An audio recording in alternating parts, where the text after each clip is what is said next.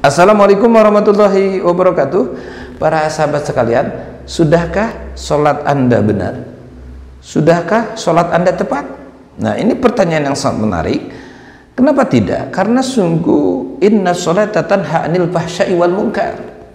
Bahwa sungguh keistimewaan yang sangat luar biasa tentang sholat ini, dimana jika benar-benar sholat sudah tepat sesuai aturan, maka sungguh sholat itu akan mencegah dan akan menjauhi perbuatan keji dan mungkar. Artinya adalah perbuatan sejelek apapun yang lahir dari kita akan terjaga ketika kita benar-benar sholatnya sesuai dengan aturan fikih, sesuai aturan syariat. Nah, kita akan terus belajar terutama dalam sholat ini. Salah satu tata cara sholat yang mesti kita perhatikan dan mesti kita laksanakan adalah bahwa ada 4 posisi di mana sholat kita itu harus tumakninah, sholat kita itu harus tenang. Nah, maksudnya gimana? Dalam 4 posisi itu sholat kita diwajibkan tumakninah. Apa itu tumakninah? Tumakninah itu adalah sukunul a'udha'i bada harkatin biqadri subhanallah. Artinya adalah tumakninah itu adalah diamnya seluruh anggota tubuh setelah sebelumnya bergerak. Nah, lamanya adalah biqadri subhanallahi, dengan kira-kira lamanya itu membaca subhanallah yang mu'tadil, yang sedang-sedang saja, tidak terlalu cepat dan tidak terlalu aplen. Nah, di mana keempat posisi yang kita diwajibkan tumanina? Satu, ketika kita ruku. Jadi artinya ketika kita ruku, sehebat apapun kesibukan kita, apapun rusuhnya, buru-burunya kita sholat, jangan sampai ketika ruku itu kita tidak mengalami tumanina, tidak mengalami seluruh anggota tubuh benar-benar diam. Lama diamnya itu sekira-kira membaca subhanallah, syukur dan dipandang baik jika ketika ruku itu kita membaca subhana rabbiyal azimi wa bihamdihi, lebih sempurna jika 3 kali. Nah, bagaimana kalau lebih? Itu baik juga, kecuali bagi seorang imam dan ternyata ada kemungkinan makmumnya tidak ridho, itu tidak baik dilebihi daripada 3 kali. Satu itu ruku. Kedua yang wajib tumanya itu adalah itidal. Apa itidal itu? Diam, seluruh anggota tubuh itu dalam posisi tegap setelah ruku menuju sujud. Nah, itu itidal. Nah, sama itidal ini juga kita harus tumanina. Artinya seluruh tubuh harus benar-benar diam.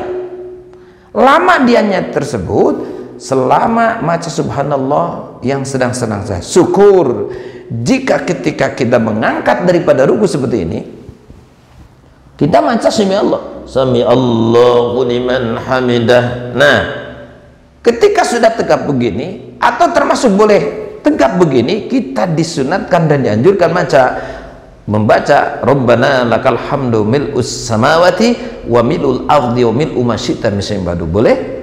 Atau dibaca mil'a, boleh juga. Rabbana lakal hamdu mil'as samawati wa mil'al ardi wa mil'a ma syi'ta min syai'in ba'du.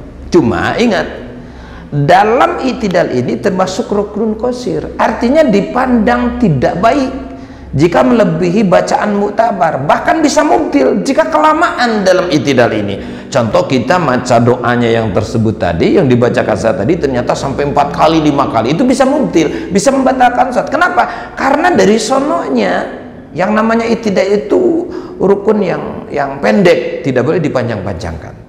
Nah, satu adalah ruku yang wajib tumanina itu, 2 itidal, ketiga adalah sujud yang 2 kali. Nah, itu wajib tumanina. Nah, baiknya adalah tata cara sujud itu, pertama datang itu bukan tangan, jangan sampai gini, bukan, tapi lutut dulu. Lutut, setelah lutut datang mendarat di mana? Di tempat kita sujud. Setelah itu adalah tangan, baru adalah bagian kepala kita yang ngena. Nah, dianjurkan yang menjadi penahan daya berat badan itu bukan daripada kepala kita, bukan jabhah kita, bukan ini, tapi ini yang menjadi daya tahan tubuh kita. Artinya wajah kita itu, bagian ini yang diwajibkan kena itu hanya sekedar menyentuh saja, tidak usah ditempel-tempelin gitu, sehingga nanti daya tahan tubuh adanya di kepala itu kurang baik.